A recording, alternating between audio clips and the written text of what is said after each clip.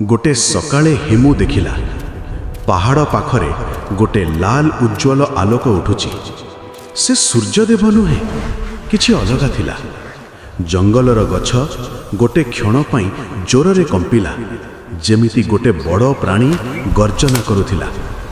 हिमूर नील गमछा पवनरे उड़ुछि। से मनरे अनुभव कला ए आलोक मनुष्यर नुहे किछि जादुमय प्राणीर थिला परि लागुथिला। से दिगकु जीवाकु लागिला। गहीर घांटीरे गोटे बड़ अग्निर बिलुआ दौड़ुथिला। तांकर शरीर पूरा नारंगी अग्नि परि चमकुछि। लांजरे अग्निर चिंगारी। तांकर आंखी गरम जलंत कोइल परि, किंतु सेही आंखीरे दुख भी थिला। एहा थिला ज्वलंत बिलुआ, जंगलर रक्षकर प्राणी। किंतु आजी से शांत नथिला। से कांडुछि। फायर वुल्फ भूई भूई तळकु देखुथिला। तांकर अग्नि धीमे ही जाउथिला। पहाड़ मध्यरे जंगलर केन्द्रर गोटे चमकदार सबुज क्रिस्टल भंगा हरुत पाड़ी थिला। एही क्रिस्टल थिला the heart of the forest, jungler प्राण। किए ताकु चोरी करी नहीं जाइथिला। एथिपाई जंगलर गच्छ सबु सुखिबा ओ प्राणी सबु दुर्बल हो जाउथिले। अग्निर बिलुआ किछि कहिला नहीं, किंतु तांकर अग्निकर आंसु धुआंरे परिवर्तित हो जाउथिला। हिमू धीरे की अगाकू आसिला। से दिया उठाइला। धीरे की गरम आलोक ज्वलंत बिलुआ को छुआइला। अग्नि शांत हो जाउथिला। बिलुआ प्रथम थर पाई गोटे मनुष्य को बिना स्वार्थरे देखिला।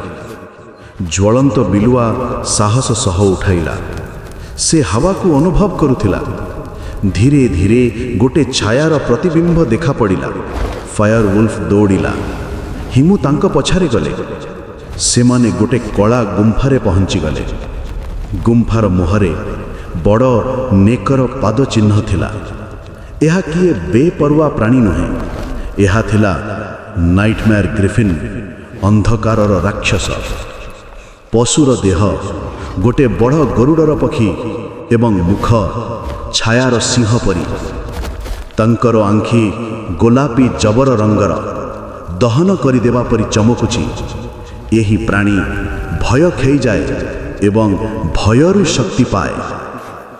यहा हार्ट ऑफ द फॉरेस्ट चुराई थिला जंगलर जीवन को कमजोर करिबा पाई। गुंफा भितरे अंधकारर बाढ़ी। फायर वुल्फर पुंछ अग्नि रे जली उठिला। तांकर शक्ति पुनी फेरी आसिला। हिमू दिया को छाड़ी धरिला। सुन आलोक एवं अग्निर आलोक एकरे मिसिगला। ग्रिफिन दृश्यमान हेला। से दाहाड़ मारिला। गुंफा कंपी उठिला।